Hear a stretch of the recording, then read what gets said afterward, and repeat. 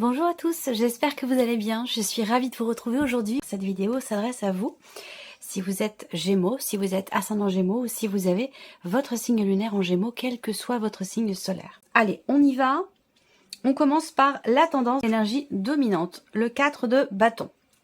Donc là, ça va dans le sens de ce que je viens de vous dire. Avec cette carte-là, c'est un mois qui va vous amener à vouloir structurer, qui va vous amener à vouloir cadrer les choses, bâtir, construire pour la durée, pour le long terme. Ça va être aussi pour certains d'entre vous un mois très important pour tout ce qui touche à la sphère familiale. Donc il peut y avoir des éléments ou des événements importants concernant la famille, mais concernant aussi peut-être votre lieu de vie. Ça va dépendre évidemment de chacun de vous. Bien évidemment, vous n'avez pas tous le même vécu et heureusement. Alors, on va regarder votre énergie à vous, les Gémeaux. Qu'est-ce qu'on a? Le pendu. Ça, c'est intéressant parce que c'est une énergie qui me montre que vous êtes tout à fait capable et à même de vous remettre en question ou de remettre en question une structure même, une façon de penser, une façon de réfléchir, une façon d'aborder un dossier, un sujet, une relation, quelque chose en particulier. Je le répète, il n'y a pas de domaine de vie à proprement parler ici qui est représenté, hein. Mais je vois bien que avec cette carte-là, il y a cette idée quand même de cette volonté cette volonté d'aller chercher la vérité pour certains d'entre vous. Pour d'autres, ça va être la volonté de trouver absolument la meilleure solution possible par rapport à quelque chose de précis, de particulier. Et le pendu, alors c'est une carte où effectivement on peut se sentir un peu bloqué, hein. C'est une carte qui peut parler d'immobilité, de blocage. Mais ce que je ressens là, du fait que ce soit votre énergie à vous, alors, il peut être question, je termine avec ça, il peut être question aussi d'avoir besoin ou d'avoir l'impression d'avoir à se délester de quelque chose pour pouvoir embraser autre chose. Donc une notion quelque part ici de sacrifice ou peut-être qu'il y a cette notion d'effort à fournir au détriment de quelque chose. Voilà, pour pouvoir évoluer, avancer, se libérer de quelque chose ou arriver à trouver une ou des solutions. Voilà. Pour d'autres ici, il est possible que vous soyez focalisé sur une relation très importante pour vous et qui peut être une relation avec quelqu'un qui est du signe du Scorpion. Je le répète, quand je donne les signes astro, ça reste des indications, évidemment. Ça va pas être le cas pour tout le monde, mais ça peut être des indications intéressantes si effectivement ce tirage résonne en vous, si ce tirage vous parle. On va continuer et on va regarder ce que vous allez avoir à gérer. Le soleil. Alors, qu'est-ce qui est à gérer? La première chose qu'on me dit, qui me vient, hein, c'est la vérité. Chercher à comprendre, chercher à savoir, creuser, approfondir. Donc, alors ça parlera peut-être pas à tout le monde, hein, mais ce qui me vient là dans la continuité, ce que je vous ai dit depuis le début de la vidéo, c'est que pour certains d'entre vous, effectivement, il y a cette recherche de vérité peut-être. Et bien la vérité en question, il va falloir la gérer. Voilà, ça va pas être forcément quelque chose de facile, d'évident. D'ailleurs, on va le regarder ici avec la carte suivante. Mais voilà, là il y a l'idée effectivement d'une vérité qui éclate, de quelque chose qui est compris ou de quelque chose qui est mis en lumière. Donc voilà, soit c'est vous qui dévoilez, qui délivrez quelque chose, soit ça vient de l'extérieur. Mais en tout cas, cette mise en lumière, ce qui est dévoilé, révélé ou ce qui est annoncé, compris aussi peut-être, voilà, il va falloir le gérer. Il va falloir le gérer. Qu'est-ce qui est... je regarde si je peux pas voir autre chose.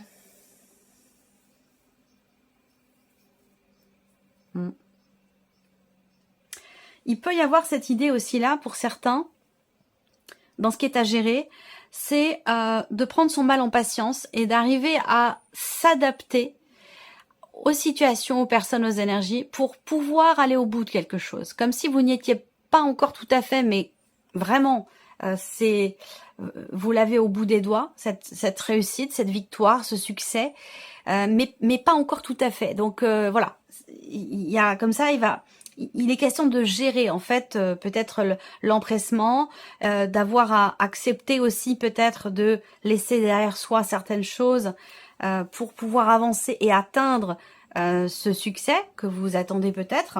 Enfin, voilà, il va être question de ça aussi pour certains d'entre vous. Alors on va continuer, on va voir ici comment vous allez gérer les choses justement. Le 8 de coupe, bon, eh bien c'est ça. Je vous en ai parlé, ça va avec votre énergie ici. Comment vous gérez les choses, l'énergie est en accord avec votre énergie à vous. C'est-à-dire que là, avec cette carte-là, comment vous gérez les choses, vous êtes dans l'acceptation du fait de laisser effectivement quelque chose derrière soi. Donc c'est en accord total avec l'énergie du pendu, où on a peut-être ici un sacrifice à faire, un effort à faire pour avancer, pour atteindre un but, un objectif. Et cet effort, effectivement, il est visiblement au détriment de quelque chose d'autre. Mais dans la manière dont vous le gérez, il y a vraiment cette notion d'acceptation en fait ici. C'est pas de la résignation, hein. C'est pas de la résignation, c'est juste qu'il y a un cheminement qui a eu lieu, il y a un cheminement qui s'est fait et qui fait qu'aujourd'hui vous acceptez cet état de fait qui est de laisser effectivement quelque chose derrière soi pour pouvoir avancer, de s'en défaire, de s'en détacher. Voilà. Alors, cette notion de sacrifice dont je vous ai parlé, elle peut être choisie, elle peut être subie. Ça va dépendre évidemment de chacun de vous. On regarde ici le petit message. Ici, on a un message, une guidance ou un conseil pour vous par rapport à tout ce que l'on aborde ici. Les règles d'or. Alors là, on vous donne les règles d'or. S'aimer, aller à son rythme, décider pour soi, rester positive ou positif, s'accepter et se faire confiance. C'est, en fait, ça regroupe vraiment les 3 piliers très importants qui sont l'amour de soi, l'estime de soi, la confiance en soi. En général, quand tout ça est aligné, les choses se passent plutôt bien. Voilà. Alors, on continue. On va regarder quels sont vos atouts, ce sur quoi vous allez pouvoir vous reposer, vous appuyer par rapport à tout ce que je viens d'aborder. C'est très intéressant que vous ayez ce 4 de denier parce que votre atout, votre point fort ici, par rapport à tout ce que je viens de vous dire, c'est votre capacité à lâcher prise. Votre capacité à lâcher prise, à accepter de laisser, à accepter de lâcher tout ce dont on vient de parler, hein, c'est en accord complet. Hein. Donc il y a vraiment votre atout, votre point fort ici, c'est vraiment ça. C'est vraiment cette capacité à effectivement à accepter de laisser quelque chose partir, de laisser quelqu'un partir ou de lâcher prise par rapport à une situation, un travail, quel que soit le domaine qui peut être concerné. Il y a aussi cette notion de gestion par rapport à l'aspect matériel et financier ici. Hein. Voilà. Tout ce dont je vous ai parlé depuis tout à l'heure, ça peut très bien être en rapport avec un lieu de vie ou une situation matérielle ou financière. C'est tout à fait possible. Ce que je peux voir là, sur votre atout aussi, c'est cette capacité que vous allez avoir à centrer les choses sur l'essentiel, à savoir, je connais mes priorités, je sais ce que je vaux, je sais ce que je veux et je sais ce que je laisse. Donc, il y a cette notion ici de protection, de préservation, quelque part, de ce qui est très important pour vous, de ce qui a énormément de valeur à vos yeux. Ça, c'est un point fort parce que certainement, il est fort probable que ça détermine finalement la direction dans laquelle vous irez. On continue. Ici, on va avoir l'inattendu de Reine de Coupe. Alors, l'aspect inattendu. Alors, premièrement, cet inattendu peut venir de quelqu'un. Ça peut venir de quelqu'un qui est Poisson, Cancer ou Scorpion. Ensuite, on a une dimension inattendue dans l'aspect également familial. On peut voir ici quelqu'un de la famille, de la fratrie, votre partenaire, votre conjoint, quelqu'un de proche de vous. Donc, on peut avoir un inattendu dans un relationnel avec cette personne. Et il me semble vous avoir déjà parlé d'une personne du signe du Scorpion. Donc, faites la corrélation avec ce que je vous ai dit tout à l'heure, si on est dans un aspect relationnel pour certains ou certaines d'entre vous. Le côté inattendu, c'est aussi les émotions qui font le yo-yo. On peut avoir ici il y a une notion de changement, de remise en question, de compréhension de certaines choses, de prise de conscience qui peuvent vous permettre ici de vous recentrer sur l'essentiel, la famille, quelque chose qui a un rapport avec la famille peut-être pour certains d'entre vous, et de pouvoir avancer, lâcher prise et accepter de laisser derrière soi ce qui a besoin de l'être pour justement pouvoir évoluer, pour pouvoir partir ou pour pouvoir avancer. On continue, qu'est-ce qui découle de tout ça? Eh bien oui, la roue de fortune, c'est la roue qui tourne, c'est le destin, c'est le mouvement, c'est le changement. On est sur un 10, donc on est sur une fin de cycle, fin de chapitre, qui laisse place à quelque chose de nouveau.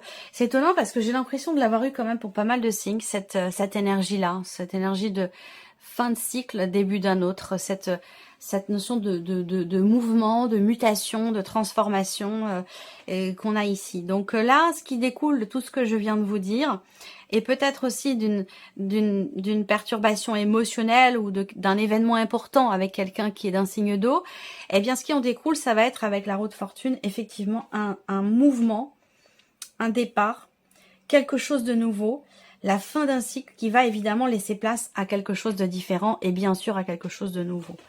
Donc voilà. Qu'est-ce que vous retirez de positif? Le jugement.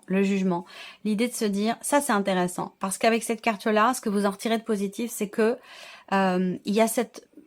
Bon, j'ai pas la carte de l'étoile, j'ai pas la carte du pape, mais je le ressens ici très fortement. Cette foi, cette croyance qui est présente ici. Alors, je parle pas de religion ici, hein, même si pour certains d'entre vous, ça peut faire écho avec quelque chose de religieux, ou un investissement religieux dans ce qui est vécu. Mais avec cette carte-là, ce que vous en retirez de positif, c'est que vous vous dites, bah, en fait, je suis à ma place. Je me sens à ma place ou je suis à ma place. Je vis ce que je dois vivre au moment où je dois le vivre et c'est ok et je suis ok avec ça. Donc il y a ce côté comme ça où on se sent aligné, on se sent connecté, on se sent à sa place et il y a aussi ici la notion de reconnaissance dans le sens de la compréhension, vous voyez. Là on parle quand même de transformation importante. Là, on parle de départ.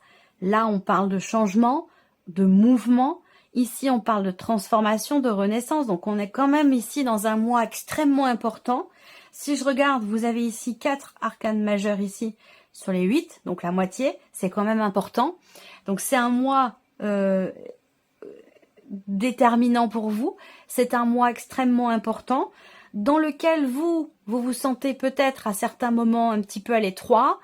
Ou contraint ou contrainte ou dans l'obligation d'être dans le sacrifice et pourtant on a dans ce qui découle de ce vécu ici, on a une renaissance avec cette carte là, une renaissance, une transformation quand même assez importante. Voilà. Bon, on va continuer avec le petit Lenormand et puis on va regarder ici ce qui se passe au niveau de la sphère du mental ici. Alors, qu'est-ce qu'on a? Bon, des projets plein la tête. L'idée de s'évader un peu, de prendre l'air, de changer d'environnement. On peut avoir aussi effectivement une énergie nouvelle par rapport à l'aspect social de votre vie. Donc dans vos relations, que ce soit rapport à votre famille, à savoir, il peut y avoir un mouvement, une distance par rapport à la famille ou un rapprochement, à vous de voir par rapport à votre situation. Après, ça peut être en rapport avec l'aspect amical de votre vie sociale, où là, on a une énergie nouvelle, ici, qui ressort. On voit que vous êtes quand même dans la légèreté, dans l'allégresse, dans l'ouverture. C'est-à-dire que là, au niveau du mental, j'ai l'impression qu'en fait, vous, les Gémeaux, il y a ce côté enfantin, mais dans le bon sens du terme. C'est-à-dire que là, il y a une certaine neutralité dans la manière d'aborder les événements, dans la manière de s'ouvrir à la nouveauté. Et du coup, c'est intéressant parce que il n'y a pas de retenue, il n'y a pas de retenue, il n'y a pas d'a priori, il n'y a pas forcément d'appréhension non plus. Il y a un côté comme ça, c'est comme si on arrivait sur un terrain neutre. il y a ce côté, oui, très très enfantin, très... c'est pas la naïveté, hein, c'est l'aspect enfantin dans le bon sens du terme. La découverte, la neutralité, la curiosité. Vous voyez, c'est là, au niveau du mental, il y a une ouverture au champ des possibles, finalement, avec aucune appréhension. Ici, on a la sphère émotionnelle. Donc, qu'est-ce qui se passe au niveau des émotions pour vous, les Gémeaux? Alors, on a l'étoile et le serpent. Bon, le fait qu'on ait le serpent peut indiquer qu'il y a, à un moment donné, émotionnellement, une forme de tension ou un conflit intérieur. Ça peut être aussi un conflit intérieur. Il peut être question sur le plan émotionnel de quelque chose, d'un événement, d'un élément, et là ça vient de l'extérieur, qui peut venir vous chatouiller un petit peu dans le sens où vous étiez bien tranquille, serein, sereine, et là on peut avoir ici effectivement des petites contrariétés. Et donc là ça peut rejoindre ce que j'ai dit tout à l'heure, justement dans l'aspect inattendu, une dimension quand même émotionnelle sur ce point-là. On regarde la sphère de l'action. Donc, qu'est-ce qui se passe pour vous? Comment vous agissez? Comment vous intervenez? Alors, la sphère de l'action ici. Donc, on a la maison et le trèfle. On tente sa chance. Et la maison, vous voyez, on ouvre avec la maison, on clôture avec la maison. Donc ici, dans la sphère de l'action, il y a encore cette notion, cette idée de consolider, de construire et de bâtir. Et l'idée aussi là de tenter sa chance, de savoir saisir les opportunités au moment où elles se présentent. Et ça, c'est important, de ne pas rater le train. Vous voyez, là, le train, il passe. Le train passe et je pense que vous savez le saisir, votre chance au moment où elle arrive, au moment où elle se présente. Voilà. Alors, donc là, on revient aussi par rapport à ce que je disais au début, soit dans une dimension familiale avec des personnes avec qui vous avez des liens du sang, soit concernant vraiment un aspect purement matériel et financier, peut-être lié à de l'immobilier. On a ici l'idée, encore une fois, effectivement, de tenter quelque chose. Le trèfle, c'est aussi quand même une énergie positive, dans le sens où, eh bien là, il peut très bien être question d'un nouvel environnement, d'un déménagement, d'un mouvement par rapport à l'aspect matériel, par rapport à votre lieu de vie. Là, on a clairement ici cette énergie qui est représentée un petit peu partout dans votre tirage. Et là, on est dans quelque chose de positif avec l'énergie du trèfle. Donc voilà, alors on va regarder maintenant quels sont les messages pour vous avec le petit oracle de la tatou-thérapie. Comme pour les autres signes, je vais laisser venir 4 cartes. Allez, c'est parti. Première carte, premier message pour vous les Gémeaux. On a la carte de la colère. Si vous sentez la colère monter en vous, trouvez un endroit pour vous poser et fermez les yeux le temps que la pression redescende. La position allongée est ici très recommandée. Respirez un bon coup avant de réagir, ça pourrait vous éviter de vivre des drames irréversibles. Ensuite, deuxième carte ici, on a pour vous la carte du guide. Telle une canne blanche pour un aveugle, un guide vous protège.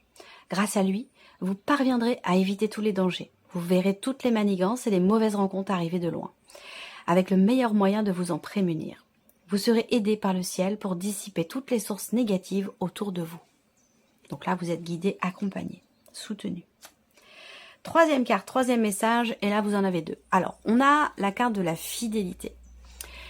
Soyez fidèle à vous-même en toutes circonstances. Recentrez-vous rapidement si vous êtes sur le point de céder à la tentation.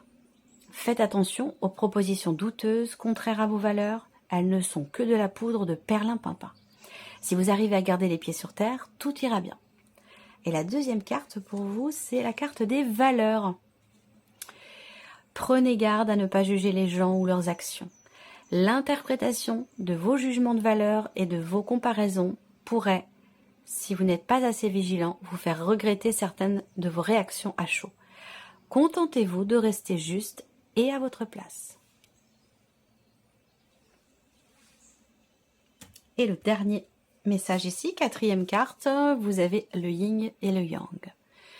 Respirez et soufflez un bon coup, car l'équilibre se trouve entre paradoxe et complémentarité.